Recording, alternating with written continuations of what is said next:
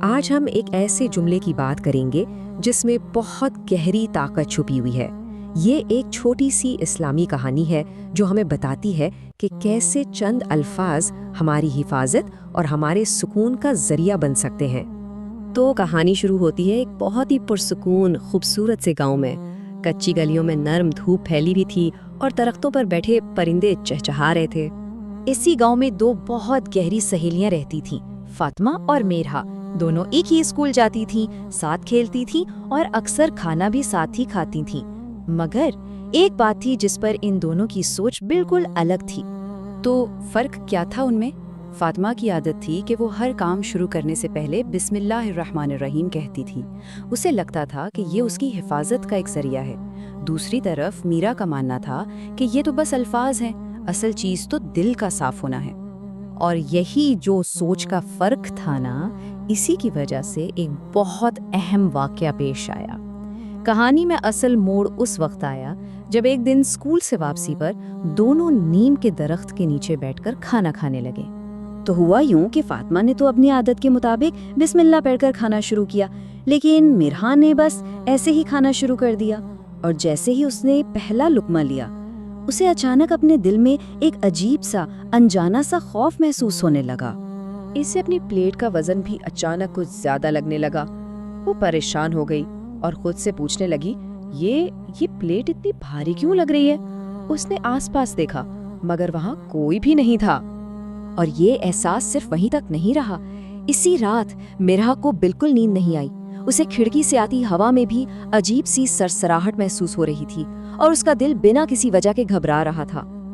اگلی صبح بھی بالکل یہی ہوا۔ میرہا نے ناشتہ کیا بسم اللہ پڑھے بغیر، اور وہی خوف، وہی گھبراہٹ پھر سے لوٹ آئی۔ اب اسے سمجھ آ رہا تھا کہ یہ کوئی معمولی بات نہیں ہے۔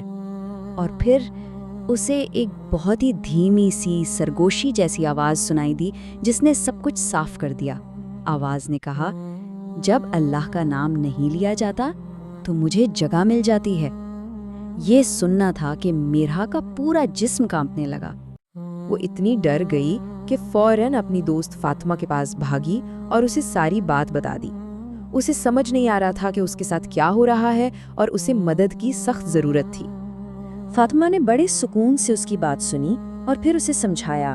اس نے کہا، میرہا، ہمارے نبی صلی اللہ علیہ وسلم نے فرمایا ہے کہ جب کوئی انسان کھانا کھاتے وقت بسم اللہ نہیں پڑھتا تو شیطان اس کے کھانے میں اس کا حصے دار بن جاتا ہے۔ اور یہ بات میرہا کے خوفناک تجربے کی بالکل صحیح وضاحت تھی۔ فاطمہ نے آگے کہا، دیکھو میرہا، بسم اللہ صرف الفاظ نہیں ہے، یہ اللہ کی طرف سے حفاظت کا ایک کلا ہے۔ ہر کام سے پہلے اسے پڑھا کرو، یہ تمہارے لیے ایک ڈھال کی طرح کام کرے گی۔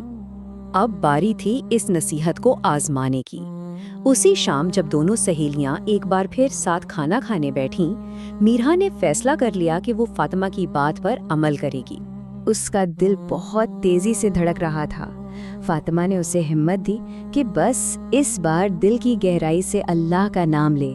میرہا نے ایک لمبی سانس لی اور پھر پورے یقین کے ساتھ وہ الفاظ ادا کیے، اور اس نے پورے ایمان اور بھروسے کے ساتھ کہا، بسم اللہ الرحمن الرحیم۔ اور جانتے ہیں کیا ہوا؟ اثر بالکل فوری تھا۔ اسی لمحے اس کے دل کو ایک گہرا سکون ملا۔